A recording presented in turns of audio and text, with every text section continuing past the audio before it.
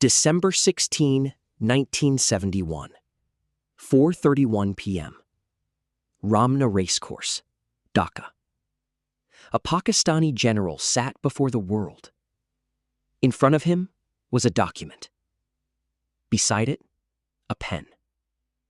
He picked it up, and with one signature, Pakistan lost half its country. East Pakistan was gone. Bangladesh was born.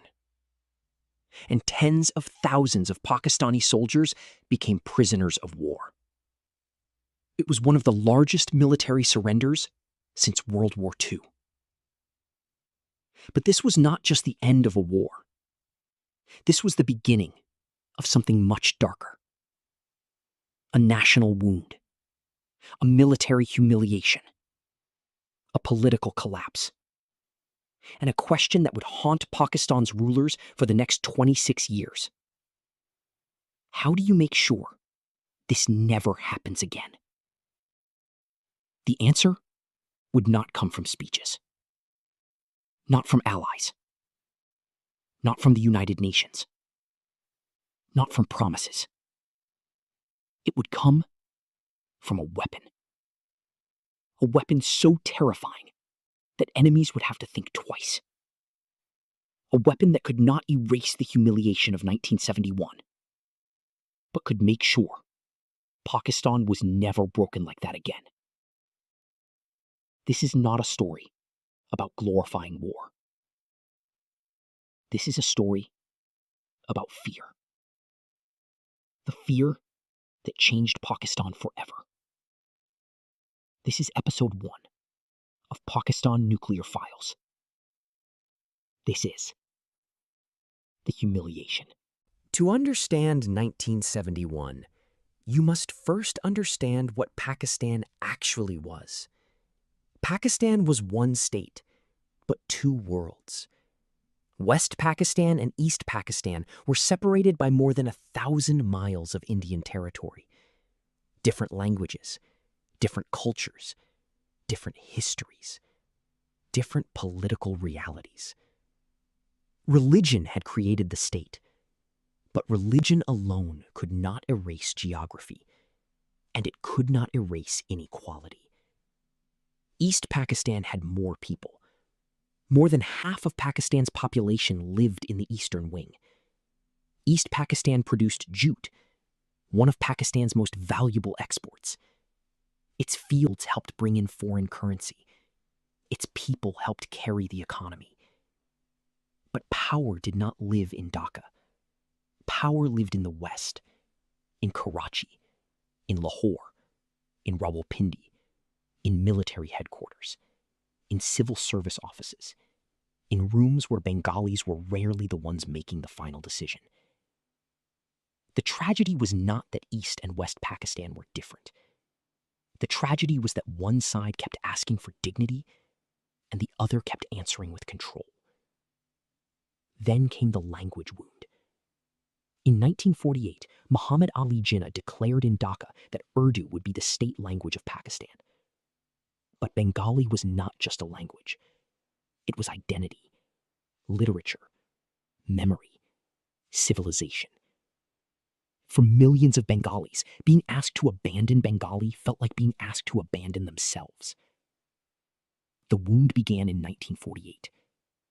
By 1952, it had turned bloody. Students protested. Police opened fire. People died for the right to speak their own language. That wound never fully healed. It stayed under the surface, quiet, deep, waiting. And in 1971, it would tear the country apart. In December 1970, Pakistan held its first general election based on one person, one vote. For the first time, the people could decide the future of the country. And the result was clear. Sheikh Mujibur Rahman's Awami League swept East Pakistan. It won an overwhelming majority there.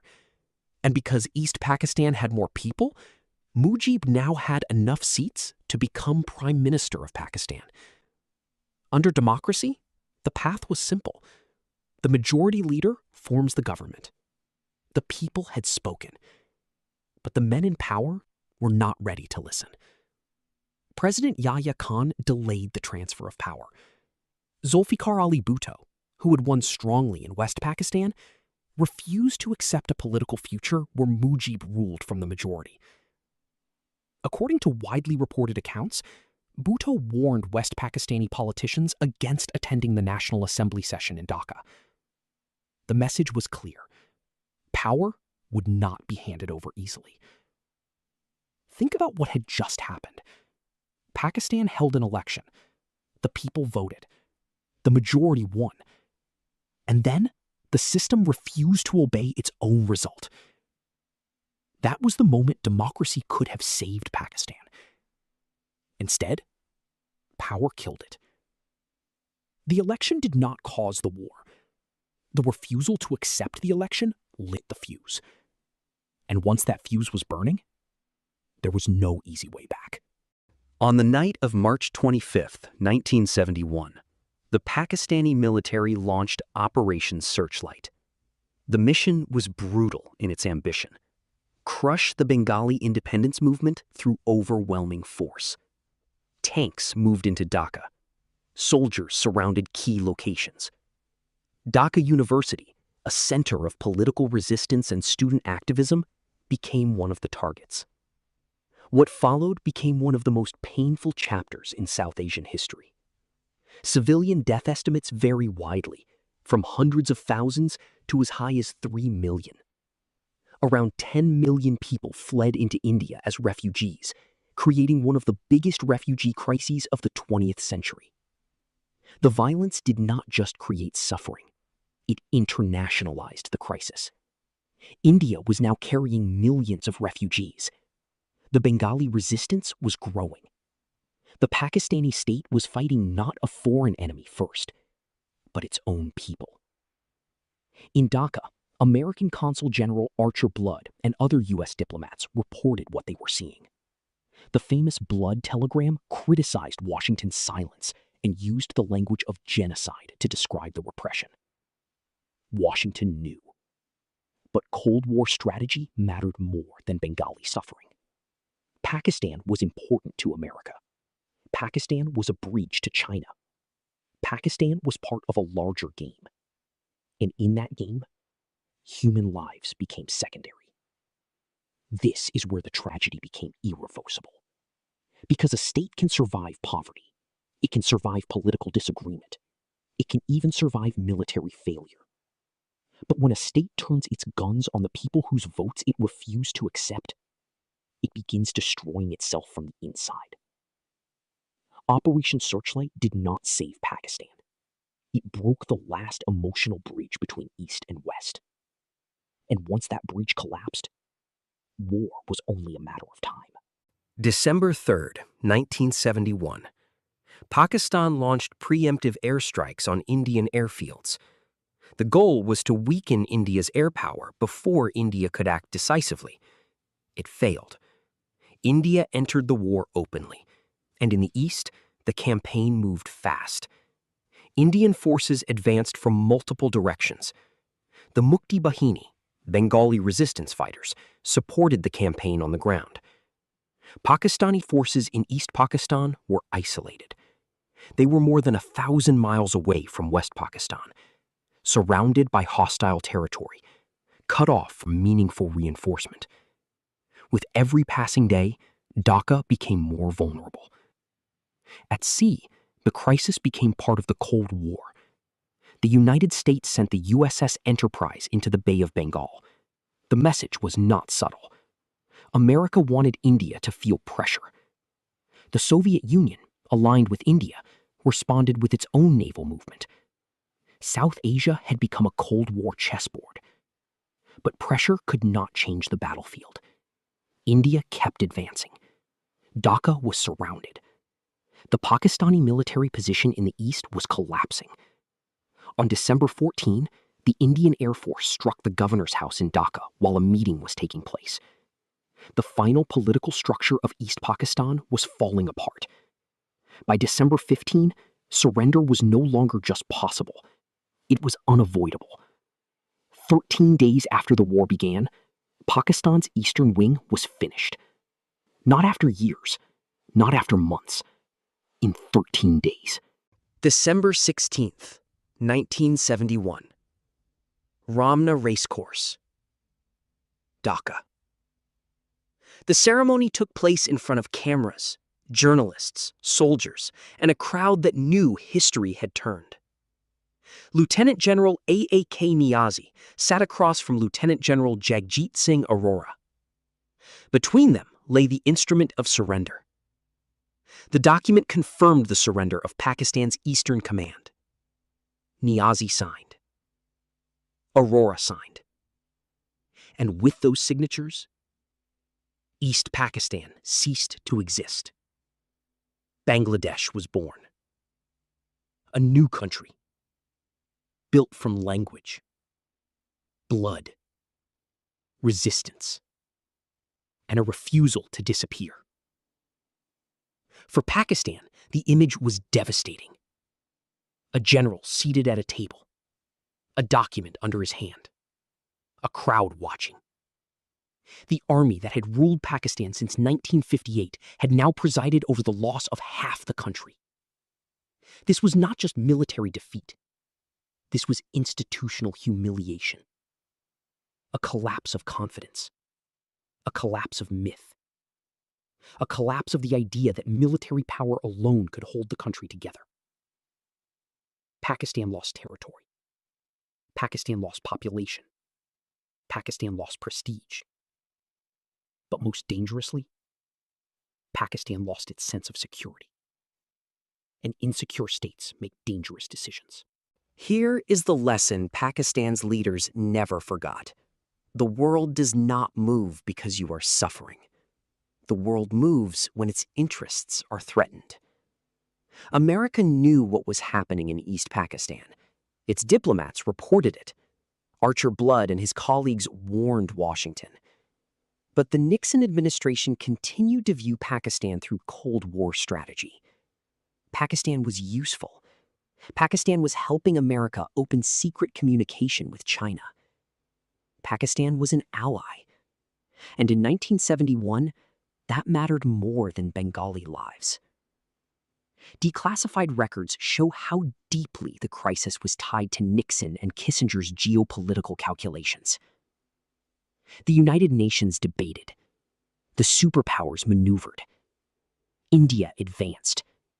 Pakistan waited for help that never truly came. The USS Enterprise arrived in the Bay of Bengal, but it could not reverse the collapse in Dhaka. The United Nations could not save Pakistan's eastern wing. America could not save it. China did not save it. No alliance changed the outcome. And inside Pakistan, one brutal lesson took root. Allies hesitate. The world calculates. Power survives. This idea would shape Pakistan's security thinking for decades, not because it was morally beautiful, but because it felt brutally practical. If Pakistan could not rely on the world, then Pakistan would have to build something the world could not ignore. 93,000. Say that number slowly. 93,000 prisoners. Soldiers, officers, pilots, sailors, doctors, engineers. Men who had left home in uniform, now waiting behind barbed wire. The number is often given as around 90,000 to 93,000 Pakistani military and associated personnel captured after the surrender. But numbers can become too large to feel. So think of it differently. Every prisoner had a family. Every family had a question. Is he alive? Will he come home? What happened in Dhaka? Why did this happen? For the Pakistan Army, the humiliation was total. This was the institution that saw itself as the guardian of the state, the shield of the nation. the final wall. But in 1971, that wall collapsed.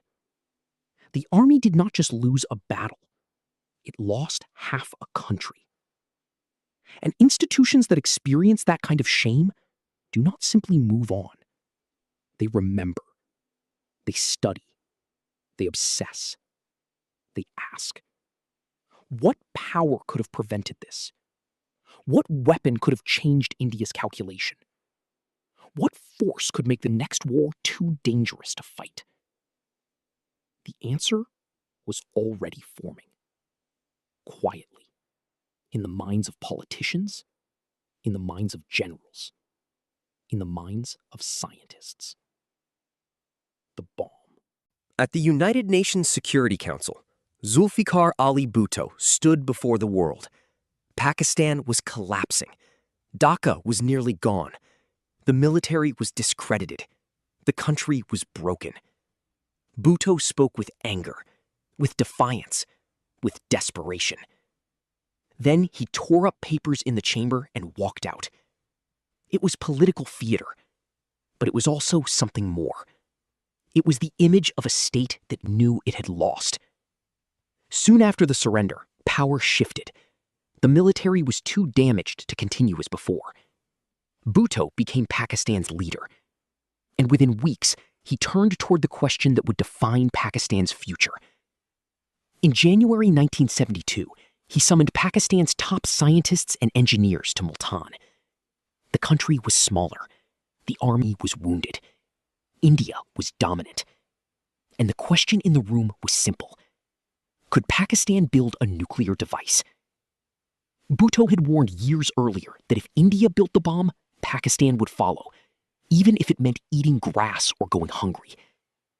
Now, after 1971, those words no longer sounded like political drama. They sounded like policy. The scientists understood what he was asking. This was not just about technology. It was about survival, revenge, deterrence, national pride, and fear. The fear that India could do again what had just happened. The fear that Pakistan might be broken again. The fear that allies would again watch from a distance. So in Multan, the decision was not simply scientific. It was psychological. Pakistan would build the bomb. Not because the bomb could heal 1971, but because Pakistan believed it could prevent another 1971. Pakistan in January 1972 was not the same country it had been in November 1971. The map had changed. The population had changed. The psychology had changed. The idea of security had changed. Before 1971, Pakistan believed alliances could protect it. After 1971, Pakistan believed only hard power could. India had proven its conventional military strength.